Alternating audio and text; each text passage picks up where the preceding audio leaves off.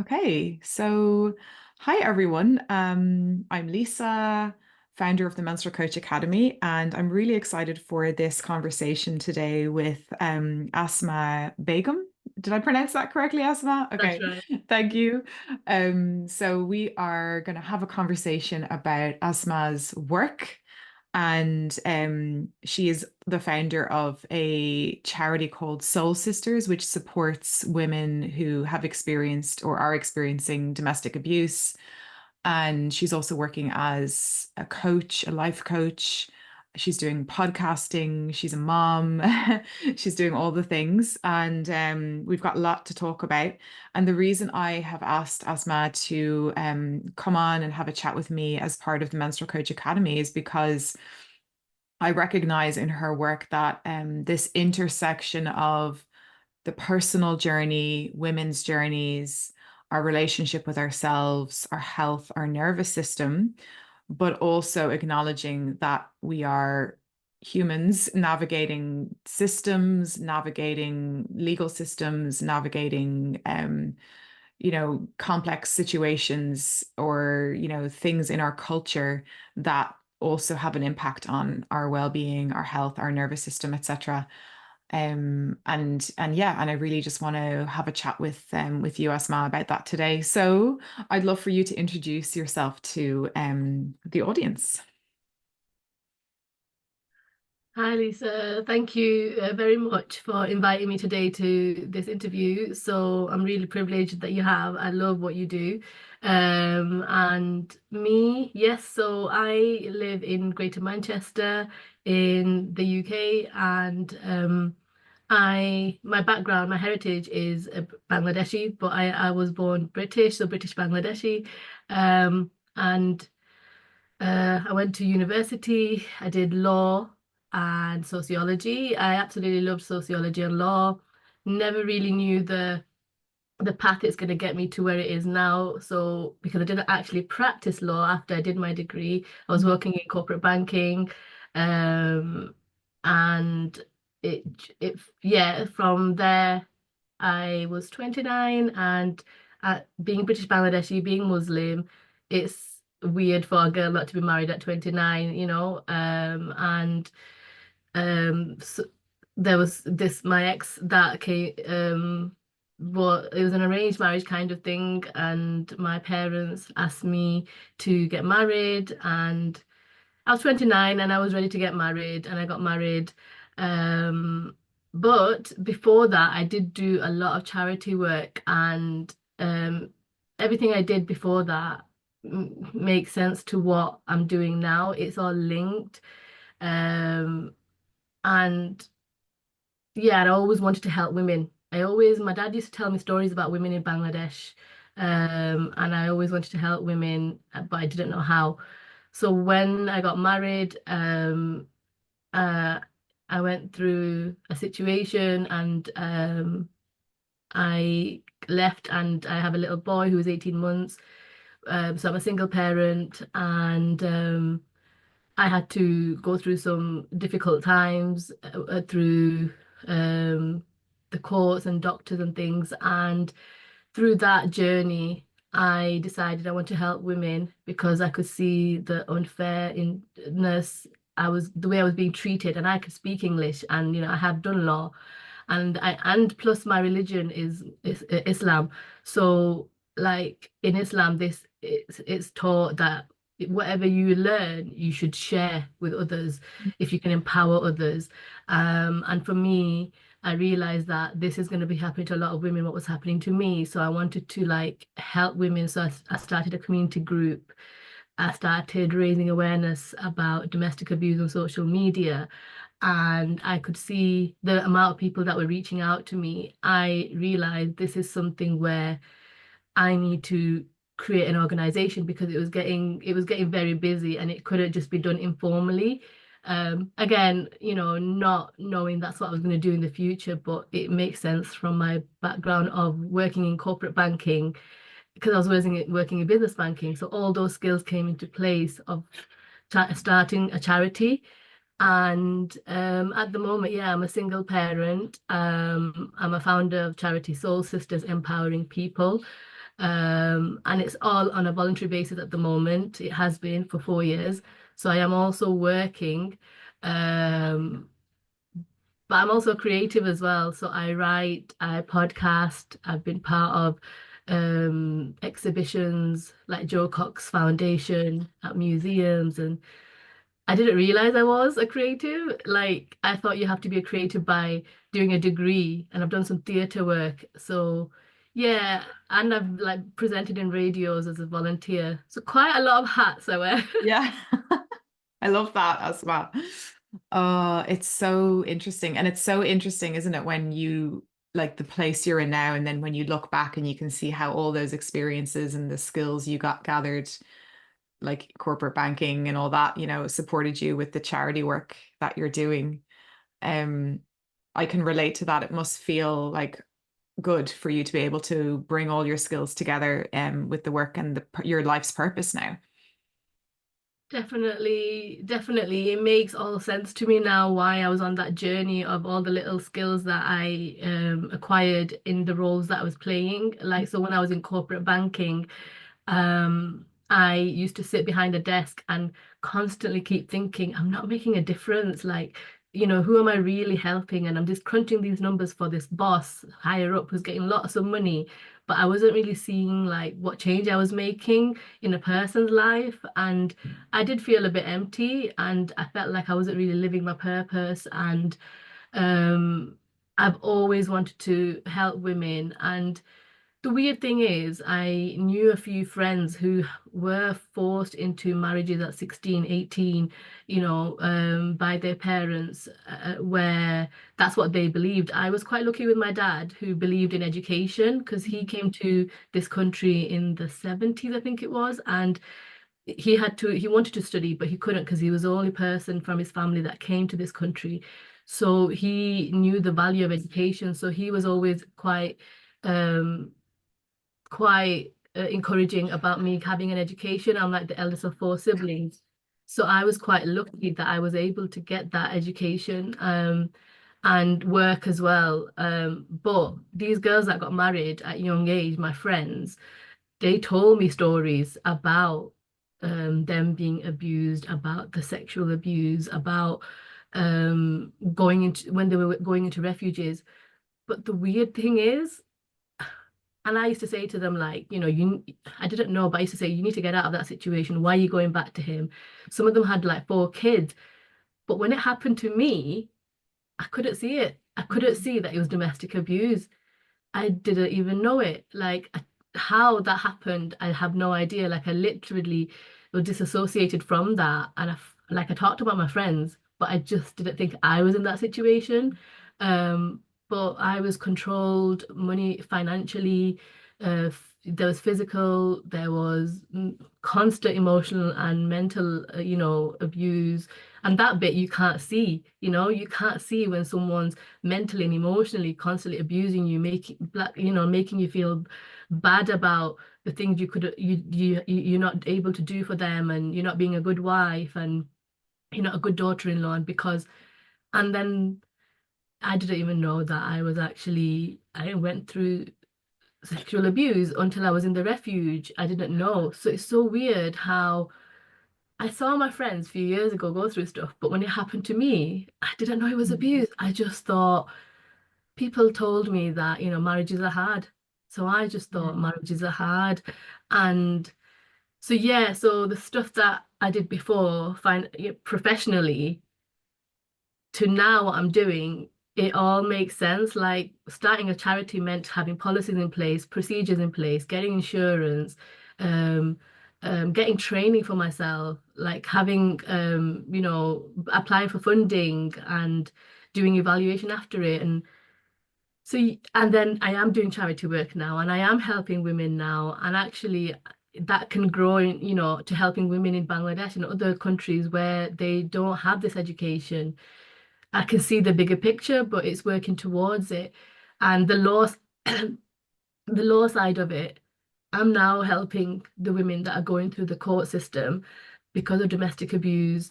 And I'm recognizing uh legally how to present yourself, how to be in a court, what happens, the processes, the different court levels, which I don't think I mean, I've been through it myself, but I don't think I will have fully understood if I hadn't had that education, that work experience I had. And yeah, it's all somehow brought me to this. So I think we have our journeys in our lives.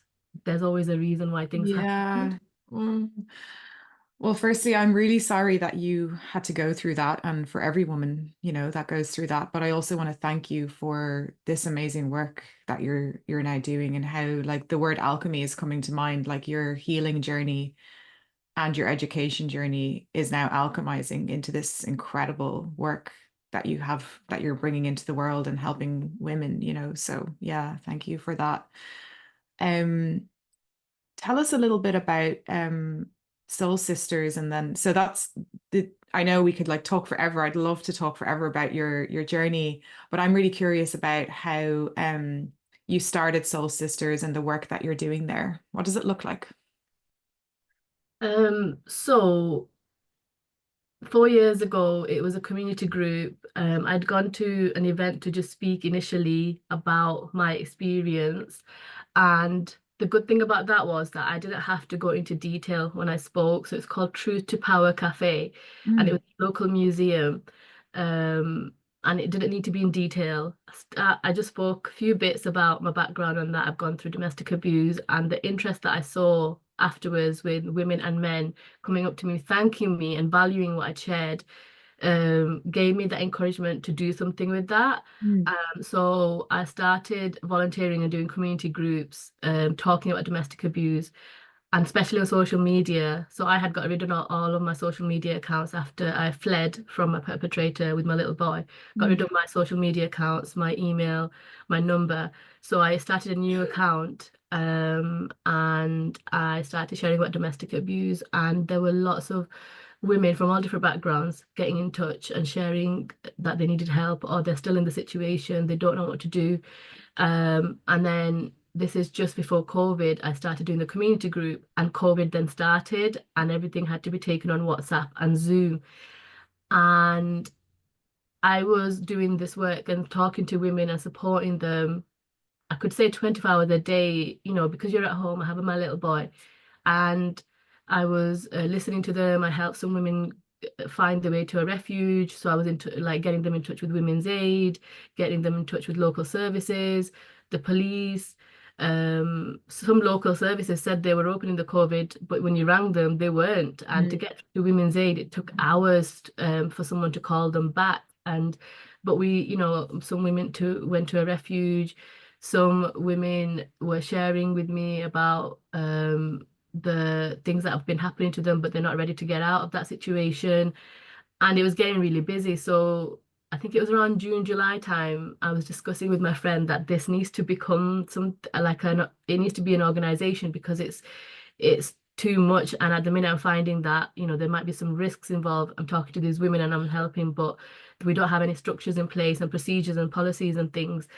Um, so I'm quite good at networking. That comes through corporate banking, I think. So I had already started networking with some professionals, but some friends as well that wanted to be involved. So I asked some of them, would you be, you had to become like, you had to have trustees on board, at least 3 trustees to be a charity. Now I looked into becoming a social enterprise or a charity, and it just felt right to be a charity as well, because I never thought I was going to be a founder or a businesswoman or an entrepreneur. So for me, it was just a tryout.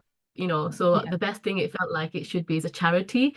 And there's lots of options as well to become a charity. You can have membership, you don't have to have a membership. I decided on the lowest one, just to try it out. I thought it was just trying it out. And so I had like 4 trustees on board. And I stayed as a trustee at first because I wanted to make sure that it was protected, the charity. So initially it was called Soul Sisters, but then when we did our governance paperwork and sent it to Charity Commission, they did ask the question, why is it only women? Because men are also suffer. So then I spoke to my local CVS who help charities and voluntary sectors with funding and paperwork and their Mm. structure. And so they said it's probably a good opportunity for you to have that in there, that you support men, women and men. Mhm. It's so we called it Soul Sisters Empowering People in the end. And yeah, so that's where the journey started for it to become a charity, Oh yeah. do the work. Mm. I'm looking at the website now, soulsisters.org.uk, Soul Sisters empowering people. And then there's a great, I love this, the heading on your banner, empowering survivors of domestic abuse to live independent, fear-free lives. That's really powerful, Asma, what you're doing. Um, Tell me a little bit then about, so what does it look like? What day to day, what do you do? What does the charity do? Yeah, so I guess why we put fear, because a lot of people don't recognize, like I was saying to you, when I didn't know I was going through domestic abuse. When we were doing a strategic meeting, the trustees, we all decided, talked about it. Fear is the word that everyone is in common with. That's why we want everyone to live a life without fear. So day to day things that we do, what I know is women have lost they lose themselves when they go through domestic abuse. They don't recognize themselves anymore. They can't think for themselves.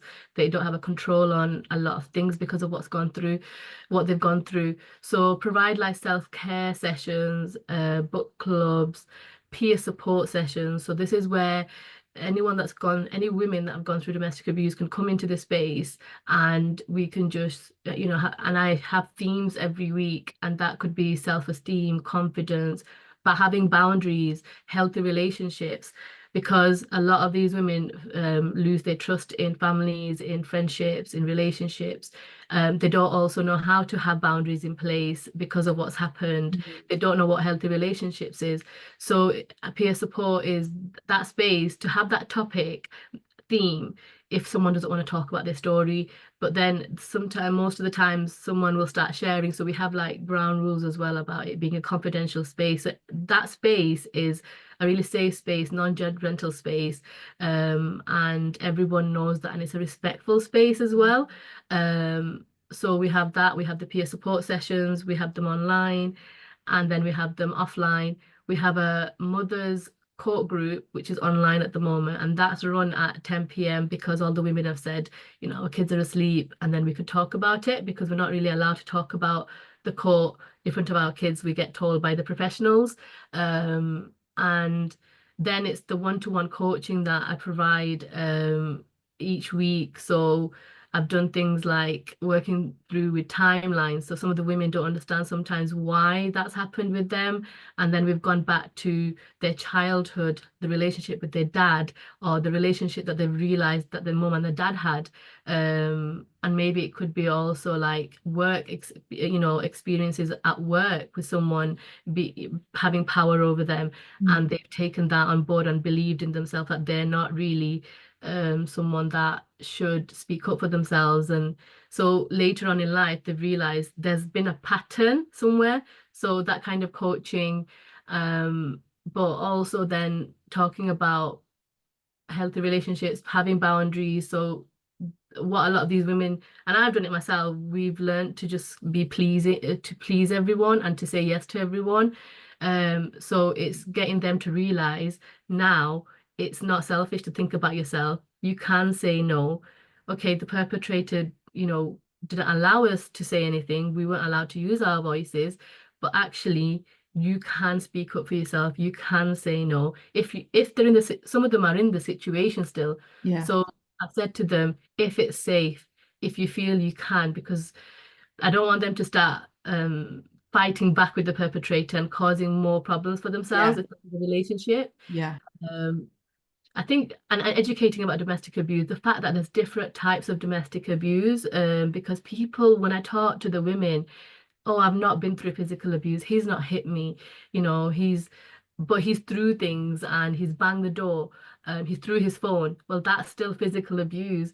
But when they start telling me about the financial abuse and they start sharing, so the first session can just be like a counseling session where I end up just listening to them and then telling them, this is actually financial abuse, this is actually that abuse. And um, so I'm trying to get the women to realize, get people to realize there's different types of abuse, but also doing like theatre work, so activism work. So we're trying to get politicians, doctors, professionals, police to see a piece of work that I'm trying to work on with a director at the moment, legislative theatre. So we've got some funding from Arts Council to work and do some pieces of work around how a woman is being treated by the police, by the judge, by the solicitor, and actually perform it. And we want to perform this and hopefully take it on tour, but perform it to like, politicians, doctors, teachers as well, social workers, for them to actually understand and feel what they're doing wrong and how Mm. because it's the whole system is very much on victim blaming, Yeah. and they're not empowering victims, and they're not being trauma informed. So they're constantly like when I was going through my court process, the amount of time I had to repeat myself to the solicitor, to the barrister, you're constantly triggering yourself. And I had PTSD.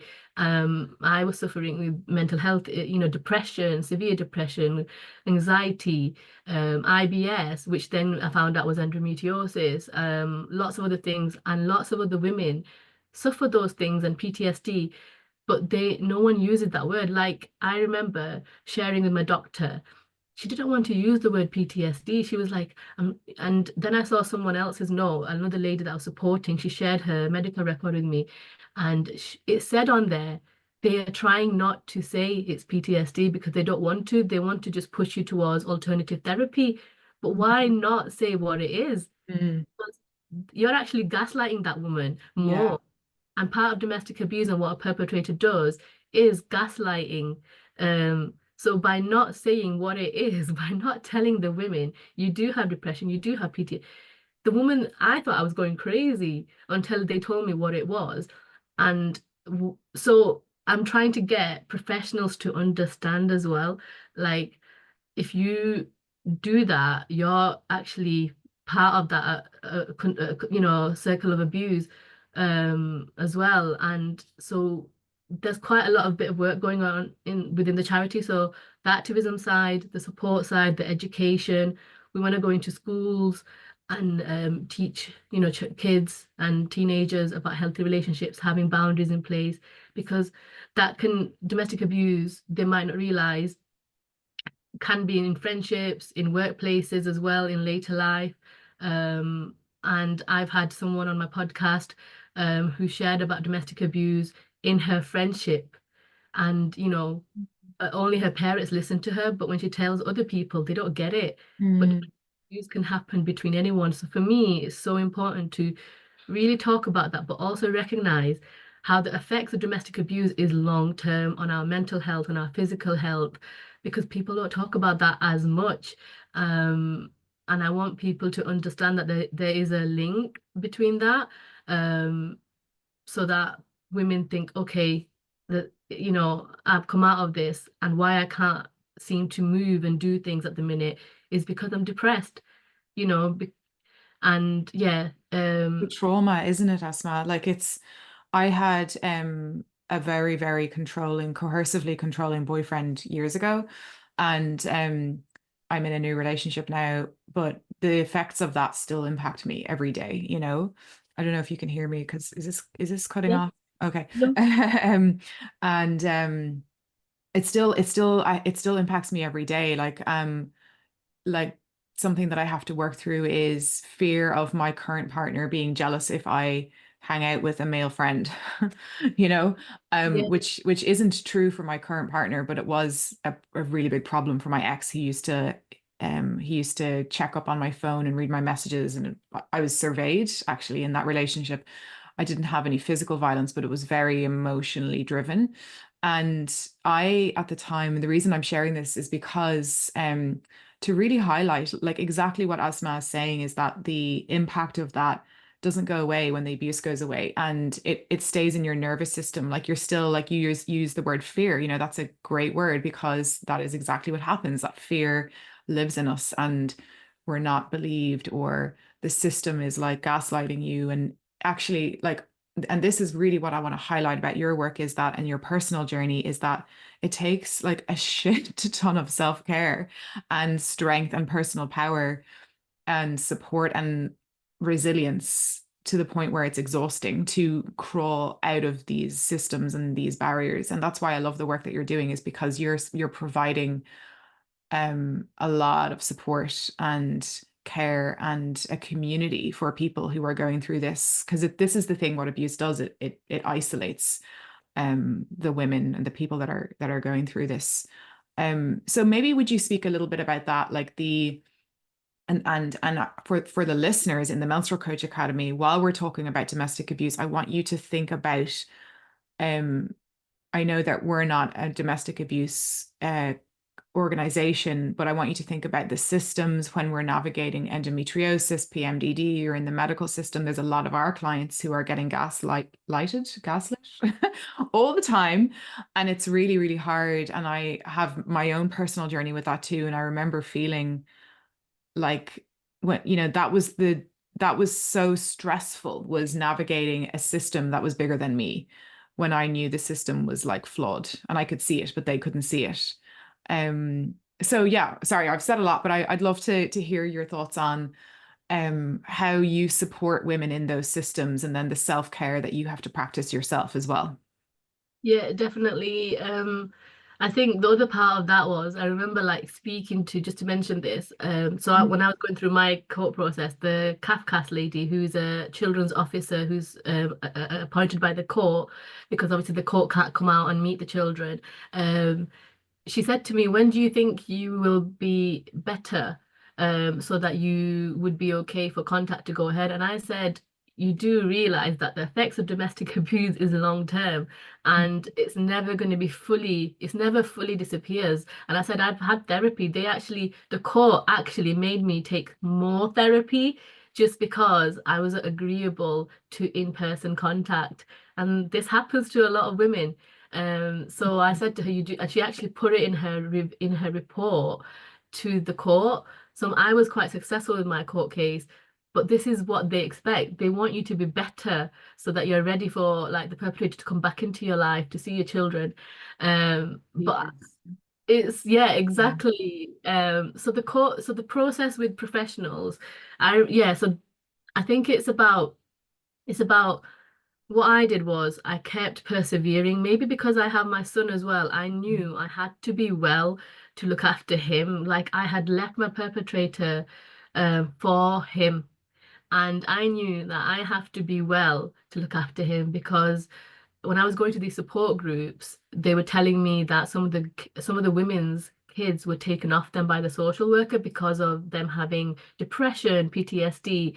I was I wasn't gonna allow that. So I would go into the GP, ask for a woman GP, because they would put me with a man, and I would specifically want a woman. And then they told me, well, she only comes like once a week on a Wednesday. I said, that's fine. I am only going to see her. And then when she came and I saw her, and I told her my issues, I was vomiting a lot, and I was being sick, and I was going through the court process, and she kept saying to me, "You're just under a lot of stress because of what's happened," and just she just kept like pushing it to the side and not telling me there's an issue with me. She just said, "You're under a lot of stress." And they gave me antidepressants, and I was like, "Is this the best thing for me?" And I asked, "What's the side effects?" And I said that I heard it makes you put on weight, and you become very groggy. I don't really want to be feeling sleepy when I've got a little boy. And she said, "No, no, not at all." But I trusted her at first. I took it, but I was starting to put the weight on. I wasn't feeling any emotions. I Mm. was very like groggy in the mornings and very sleepy. So I started to talk to the doctor again and say, "I don't feel these are right for me." And I said, "This doesn't feel right that I'm vomiting so much all the time. And I've got a lot of pain when I'm on my period, and my tummy really hurts." And she just said, and I said, "Look, I just remember saying to her and started crying and saying, this is not just stress, this is something more. Please, can you send me for some checkups?" And I think in my life, because my dad's been a heart patient for years. When I was 14, I had to be kind of the breadwinner of the family. My brother was diagnosed with some mental health issues, and that those two journeys I had to advocate for them because my dad couldn't speak English properly, and he couldn't understand my brother what he was going through, because in our culture they don't recognize mental health. So Mm. I had to navigate those two systems and be an advocate. So I knew that I had to be an advocate myself. So I said to her, You need to send me for a checkup. You need to send me for something, because this does not, I don't vomit. Like, what I mean by that is, I know vomiting is normal, but for me, it's not something that on a regular basis do. And even when I was pregnant, so I said, this doesn't feel right. Mm. Whatever I eat, whatever I drink, And you know your own body, like you know when something's off. no. Yeah. Yeah, exactly. It's like gaslighting, just to say to you, oh, it's just the stress of the situation you're in. Once I was sent for a checkup, then they did I think it was ultrasound thing to check my tummy area and everything, and then they quickly called me back to the GP afterwards for a blood test, because I think they thought it might be cancer, or like ovarian cancer, because of the size of what they could see of a cyst that had endometriosis. And so then it wasn't, thank goodness. But no Yeah. one was telling me anything. So they were calling me to the doctor, then they were sending me off for tests, but they weren't telling me. And I was like, why have you suddenly called me straight away for another blood test? And no one was telling me anything. And I think it's, if we don't speak up for ourselves and we don't tell the doctor, no, I know my body and this isn't normal. And, like, ask the questions about, is this medicine really right for me? And is there other options, like, alternative options? If we don't do that, and obviously I know that because I did that, I felt really empowered afterwards when she told me what I've got. And I was sent straight away to another hospital locally, which is a private hospital. And the doctor, it was a female again, luckily, because I always ask for female. She measured, she says, yes, you've got endometriosis, you've got all these things going on inside you. And I didn't understand what it was. So I actually asked her, what is that? Mm. I, you know, and a lot of us don't do that. And I asked, how can I look after myself? And then she told me, you've got a cyst as well, which is very big, so you're going to need surgery. It all made sense. But just before that, they said, oh, you've got IBS. So they gave me IBS tablets. Just before this bit where I was fighting for send me to a specialist, they said, you've got IBS. So they gave me IBS tablets. So I was taking antidepressants. I was taking some sleeping tablets. I was taking something else for depression. And then I was taking IBS tablets. Um, and it wasn't That's a lot. IBS. Yeah. And there's no blood test for IBS. Like IBS is a syndrome, whereas like a cyst or endometriosis is something you can literally see on a scan, but it's such a common story, Asma, for so many women who are navigating gynae issues in the healthcare system, and the advocacy is so important. What do you, when you're working, even for yourself and when you're working with clients and they're navigating these many difficulties in the various systems, the legal system, the medical system. How do you support those women? What kind of tips and things do you give them? So I tell them to write down the issues that they're having, symptoms, because these doctors, when you go to appointments, they only have 10-minute slots. Yeah. So I say to them, write down all the issues you're having, write it on paper, and give that to them when you're going to the session. So what that does is it cuts out that time of you trying to explain and talk, and them talking and asking. So give them that list, and then let them look at that list. Make sure they're taking note of it and writing it on your record, because a lot of the time that doesn't happen. I've experienced that, and so I said to them, make sure they're writing it down, then get them to tell you on paper, write back to you about what they're thinking and what they're suggesting. And obviously you can then, that's like 2 3 minutes gone, you've got 7 minutes, you can then have a proper chat and ask the questions. If they don't feel safe to go on their own still, then they can take a trusted friend, a family member with them that can be the advocate. So nowadays there's phone calls with doctors. So I've been an advocate with them on the phone. And because of domestic abuse, that I've said that, look, I'm the domestic abuse practitioner and they want me on this call with them. And you see, and they told me, the women, the difference that the way the doctor talks to them as soon as there's an advocate with you, it changes Mm. behavior. They listen, suddenly they're like, all right, yeah, so they always say that. And I think it's also making sure that you're taking note of what you're eating and things like that, and your sleeping patterns. And because unfortunately, because of what they've gone through, a lot of them, that pattern is out of the window and they're finding it difficult sleeping and stuff. So really taking note of that and letting the doctor know. But also like with the solicitors, the situation with solicitors, the women think that because we've done a statement, the solicitor knows all our stories, the solicitor knows what we want to say. And because they know, they're going to relay that to the barrister. It doesn't always happen. Solicitor does know, but they are working with so many different cases that they still will ask you to send that information again. Or when you're on the phone, they'll ask you the same question. So what I say to the women is, you still need to be in control of your, whether it's your health record, whether it's your legal record, whether it's your case, you need to be in control. And I know that sounds hard, I say to them, and that's where I come in and I can support, but you need to know what you've said on that statement. You need to know what you're going to say when you go into that call with the solicitor, when you go into the courtroom with the barrister. Know that the barrister is going to probably ask you the question again, what do you want? Even though you've already said it on your statement and you expect them to know and accept that.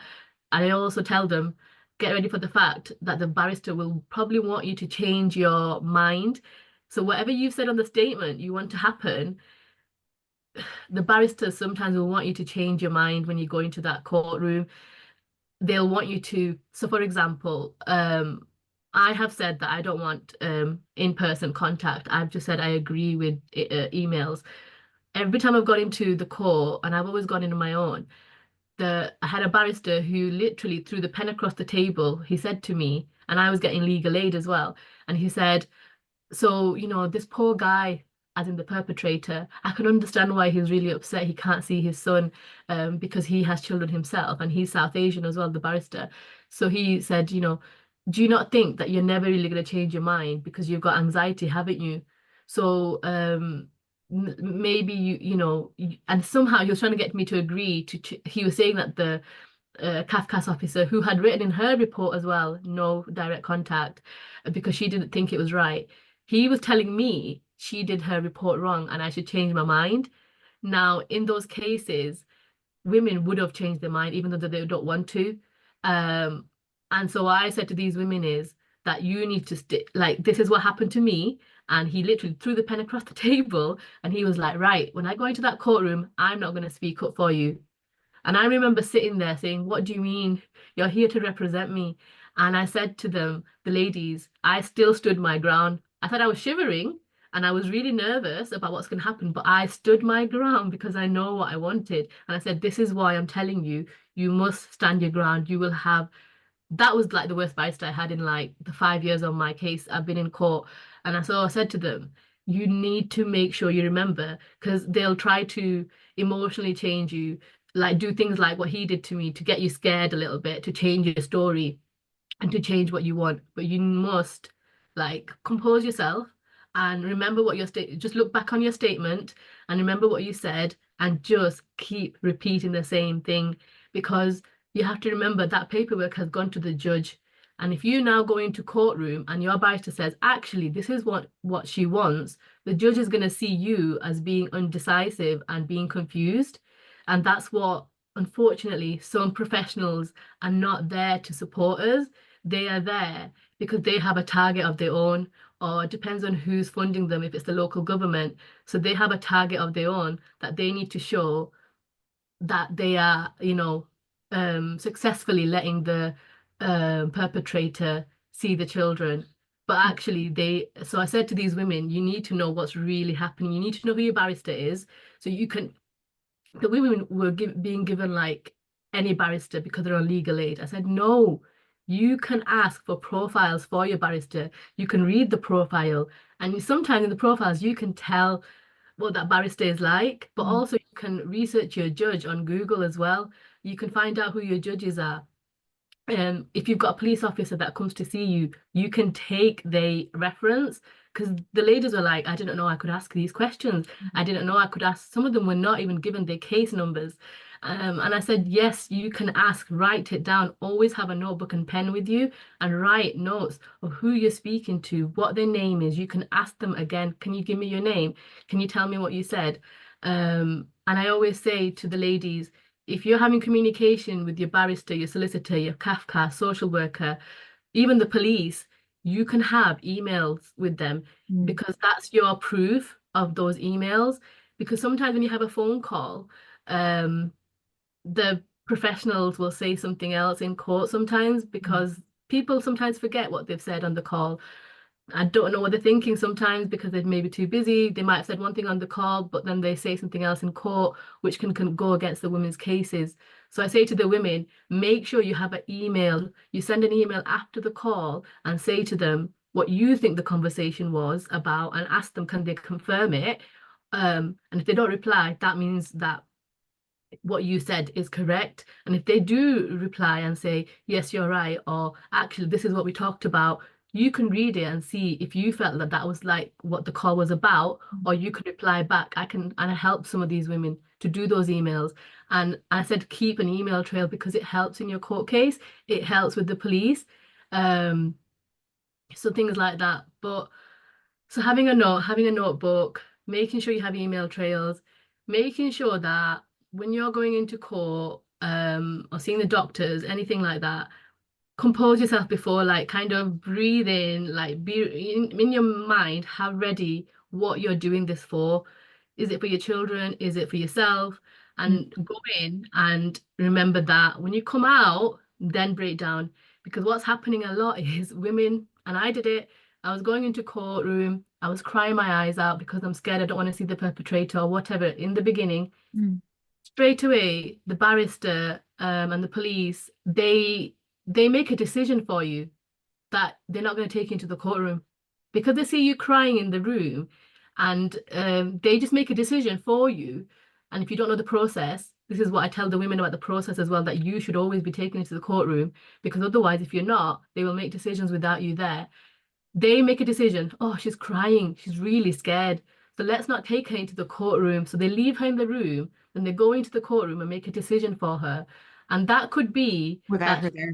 yeah, Mm, and that could be that, well, she's crying a lot. Maybe we need to do a psychological assessment and mm, check, is her mental health well? Is she thinking properly? mm. And then they come out and it's actually made the situation worse for you. Yeah, you've no Some, voice.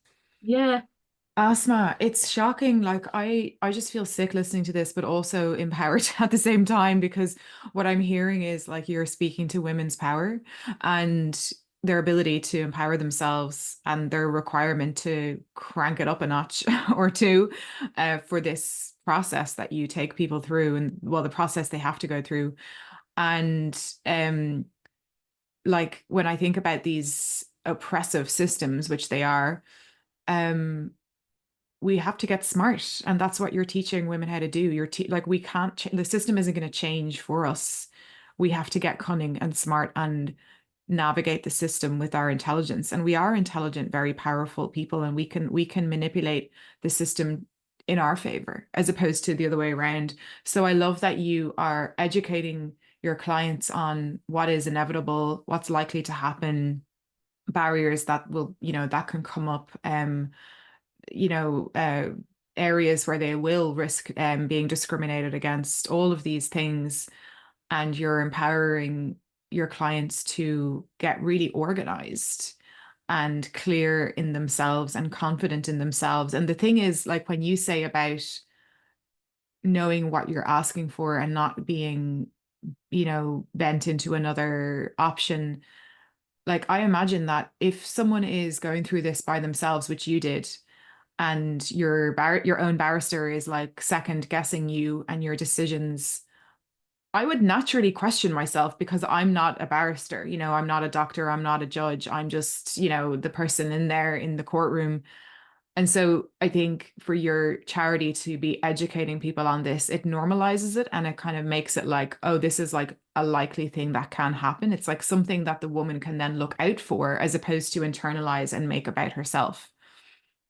definitely, definitely. I think it's getting that woman ready to think outside of just herself at that moment. Mhm. Afterwards, when you come out of there, you can ring me, you can ring your friend Yeah. and just lay down. But I get them ready for when they're in those situations, in those rooms, when they're going in, they are thinking of not just them as a person, but what else could be happening and who else they're fighting this for. Yeah. Um, and also um, remembering that you can't fight every battle. So there's lots of aspects to the situation, and the women get really like, and it's natural to get bitter sometimes about some, because that bit's not sorted because he's saying something, or the doc.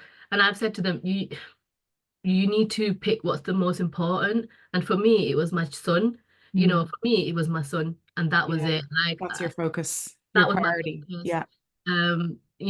I knew there was going to be things that he's going to say about me, which he did, and blaming on my mental health. And I was having the outside society also telling me to stop this, why bother? And of course the dad's gonna get access. And and I felt guilty.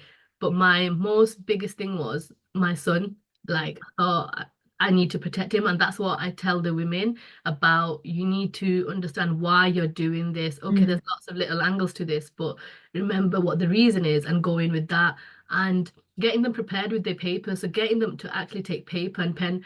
And women have come out, so I've gone into court with some of these women as well now. I do that now. So I've gone in as a Mackenzie friend.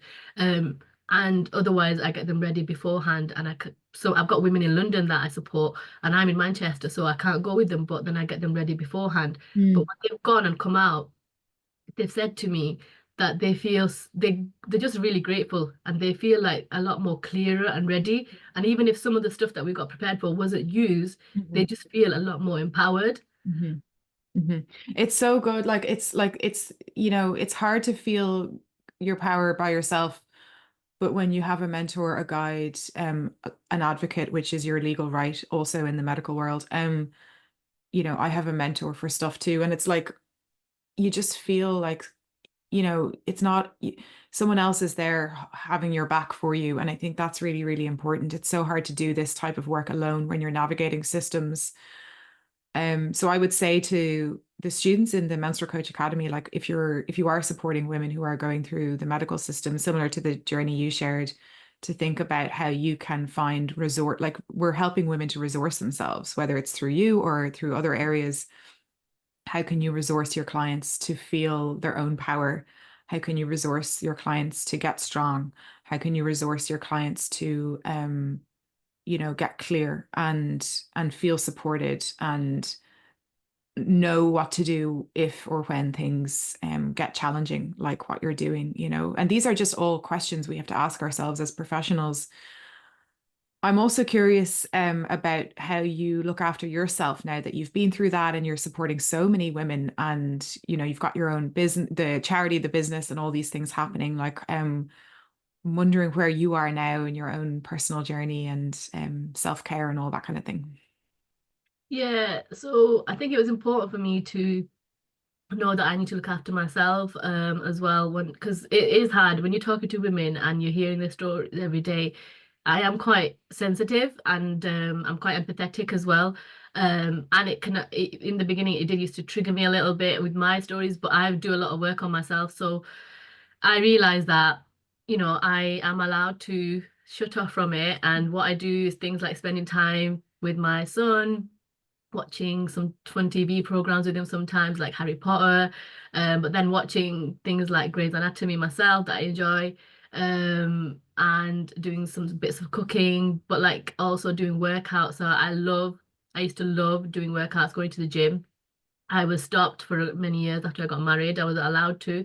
So I feel like I've got control back on that now. So doing exercise like running, I'm gonna start back at the gym. But financially, when you come out of those kind of situations financially, it can be hard. So it was hard for me to just join a gym and do certain things like go out with my friends. But I made the best of that, which is, you know, going out for walks or meeting a friend at her house for a cup of tea. Mm. But also like having a bath, Mm. actually having a bath and just relaxing in there. Um, and just knowing sometimes to shut off from like shutting my laptop down and my phone away from me, and going to my parents' house as well. When I go there, that is like my really peaceful sanctuary space, because I am just there. I don't need to be a responsible adult because what happens is my son's there with his grandparents, his uncle and aunties. So they kind of like take over. So it Mm. means I can just be Asthma and just sat there. And my mum looks after me. She'll get me a cup of tea. And I can just be watching like I love watching Star Plus, which is all like Indian dramas. Oh, I love So that.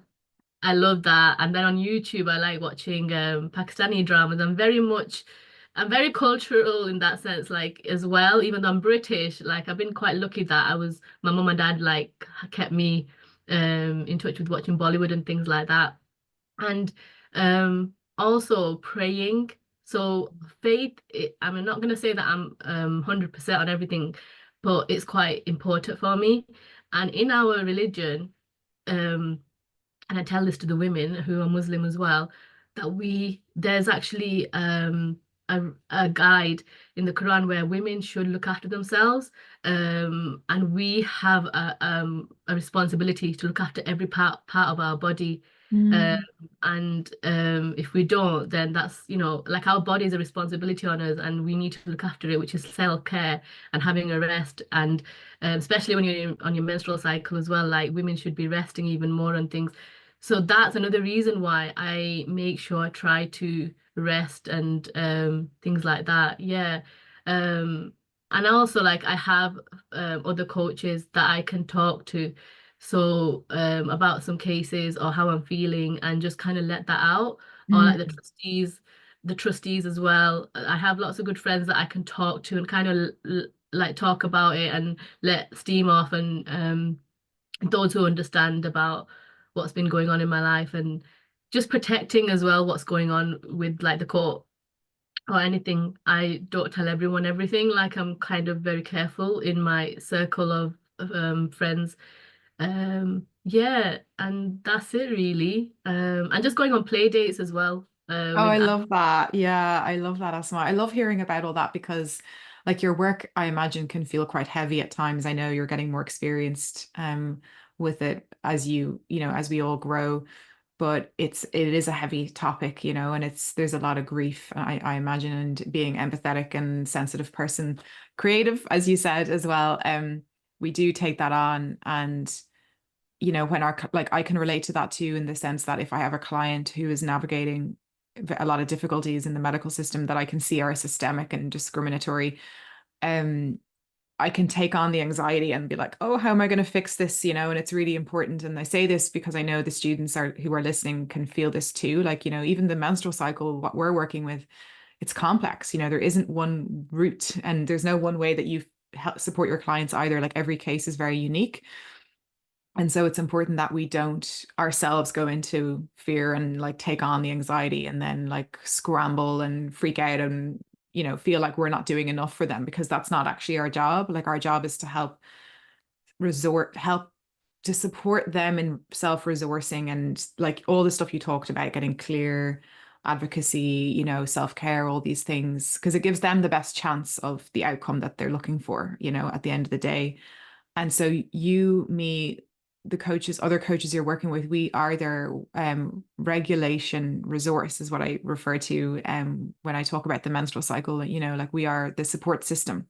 So we have to stay strong. So it's important that you stay strong. And I love that you're able to give yourself permission to enjoy life, because like that's the whole point of all this, isn't it? And I think that's actually kind of hard to do, because when you come from a history, and I see it in my work and I see it in myself, a history of the fight flight stress response in the nervous system, all the cortisol and adrenaline and the fighting, it's like that becomes the norm. And then I know I have to really work hard at just like having a peaceful day, and there doesn't have to be a problem to fix, and I can just, like you say, watch the movie and go on the walk and just have a chill afternoon with a friend, there doesn't have to be some drama.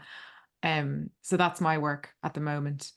But yeah, I love hearing about that because it's so important, isn't it? The self-care piece in here. Okay, it's so important because you can go. The thing is, I think initially when I started, I was burning out a lot, and I was falling ill constantly with colds and flus, and I was fed up of it, and I knew what it was. And I don't have antidepressants anymore and things, and I can see a difference in that as well. But I know sleep is important, and it really is like if we're gonna what I decided is I'm helping these women and I'm telling them to look after themselves. But then if I'm not doing it, then how is that going to work, right? If I'm not also looking after myself, if I'm telling them to look after themselves. Exactly. And Mm. also, it's about that thing of if you empty your cup, then how are you going to give any more back? Yeah. And I want to give more back. So it took a journey to get to that bit where I started to realize I need to shut off and I need to take care of myself. It took a journey. Even having a Yeah. bath was like a big conversation with myself. Um, but you know, the more you take care of yourself, you feel like you can give back as well again, and you can Yeah. help people. 100%. And I also want to say I loved what you shared about Islam and the Quran, and that's it written there for women. It's a guide, that for us to look after our bodies. Like I've never heard that before, so I'm really glad you shared that. It's so important. Is there any before we finish up, Asma, is there anything else that you'd like to share with me or with the group? I feel like I've taught loads. Is there anything else you want me to say, Lisa? Is Um, I don't really think maybe if you have any kind of work. So there's a lot of people who are listening who are maybe wanting to get into not similar work to you, but they want to start becoming self-employed and help. They want to help women in some way, whether it's through coaching or I work with therapists as well, and they're bringing the menstrual cycle work into their practice, or social workers or teachers. Any words of inspiration for people who are kind of feeling like they want to do something, but they're not really sure where to start? um, I think it's just, start doing what it can be a little small thing that you want to start doing, but start it. It could be whether it's on social media, whether it's through friends, you can mention what you want to do and see what interest you get. Maybe going to community groups locally, like community organizations and things, and do a talk or a workshop. And it really can start from there. For me, that's where it was, that speaking event, and then doing a community group with a group of women. The center just called me and I just started talking. And you can then build you'll know, you'll get the feel of what's right, what's wrong, what you want to do. Like I say, I didn't know it was going to be a charity. I just wanted to raise awareness. Maybe even talking on social media like Facebook, sharing posts if you're not ready to do videos. Start it, and the rest, you will start to feel what works, what doesn't, and what's right. And everyone, and it needs to be, I think everyone, if they can put a little bit of that work in, that they want to help someone and create their own business, you can really make a difference, because there just isn't enough people out there that I know. And are, we talked about the problems in the system, right? And I love that your charity is also working on that too. But that's really a really good tip and really good inspiration, Asma, is to think about where to start. Because when I think back to the start of our conversation, that's what you shared. You were doing stuff on socials and then the talk. Did you also say something about you didn't feel like you had to go into full detail, and even with your circles? What I love about that, and I'm going to highlight it for the group, is that, and it's a really big trauma informed practice that I'm always banging on about, is that you get to have your boundaries with your story. Like you don't have to share your personal story in order to make a difference. You can refer to it or you can use it just to inform your work. Like you get to decide the boundaries. And that's what I'm hearing you're saying too, is you always decide how much to share and where and who with. definitely, definitely. And if you're finding that you're in a space where, and I have been in some spaces where they wanted me to really share, I have actually like stepped away from that situation. We are in control of ourselves, and in good time, if there's a space where you want to go and share, and there's an opportunity, and you're ready for it, then you can. But yeah, you definitely need to be in control, because it can trigger you if you're oversharing too much, and you need to be careful about the people in the room as well. It can trigger them as well. Yeah.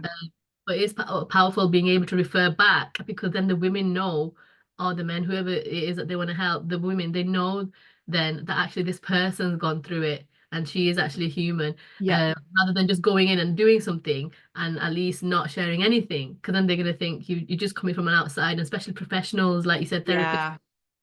Yeah, yeah. Like that's the thing. You can just point to it without having to go into the story, like you say. And it is important to remember, yeah, you can trigger yourself. And very often one of the issues I have with that is that like survivors and victims get hired by the media, but they're not paid to share their story. Do you know what I mean? And they're constantly being re-traumatized all the time to make a difference and do advocacy work. But are they getting paid for it? You know, is the question I have. So yeah, Oh it's no, I had a couple of newspapers in the beginning trying to get me to speak, and they wanted pictures of mm. any injuries and of my Are you perpetrator. serious? Oh my Yeah, gosh. I wanted pictures of my perpetrator, I wanted a picture of my son. I was, because we're in hiding. So where I live, so I was in a refuge and then I was put in this accommodation where I am, and it's a hidden address. So for me to share my son's picture, and I don't share him in public, and landmarks and things, that would have just caused so much problems for us. But plus, sharing a picture from a perpetrator would actually legally, I'm not really allowed to do that. And I don't really want to, and I don't really have any pictures of him. But yeah, I just like said no, thank you, but no, thank you. Yeah. And sometimes someone don't know that they can say that, but you can't. Yeah, yeah, that's a really important thing to remember when we're working in any area that is linked to you know, trauma or anything that we've talked about today. Again, it's the power thing. You know, you and your client is the one who gets to decide, and it's about their voice, and they don't have to explain themselves either. You know, they don't have to say the reasons why they're saying no. It's like you can just say no, and there doesn't have to be a reason. You don't have to even understand it yourself. So it's really important that we are always thinking about that power dynamic when we're supporting our clients, you know, and with them as well. Oh my gosh, Asma, thank you so much for this chat. I know it's a big topic, but I felt like I've really enjoyed it, and it's been just lovely to chat with you, and I feel very inspired, and I'm already looking forward to having you back in. Yeah, would you maybe let us know where people can find you and follow your work and your podcast? Yeah, definitely. So our website is www.soulsisters.org.uk. We have our Instagram page as well, which is Soul Sisters underscore empowering people. We have our podcast, which is Soul Sisters Speak Out. And then I've got my coaching page, which is Asma Begum. My voice is going today. asmabegum.coach. Yeah, through there you'll find all the other links as well. But I'll thank you put so all the much links for as well this in the in opportunity. the in the notes below. Yeah, you're so welcome. No, it's been great to have you in, and it was just such a great alignment between the work you're doing and the work we're chatting about here in the academy, because we're just having a lot of conversations about systems and trauma and the nervous system and self-care, and you know, it's a lot to figure out. So I love just getting people like you in the door. Okay, thank you so much, and see you in the classroom, everyone else. Bye.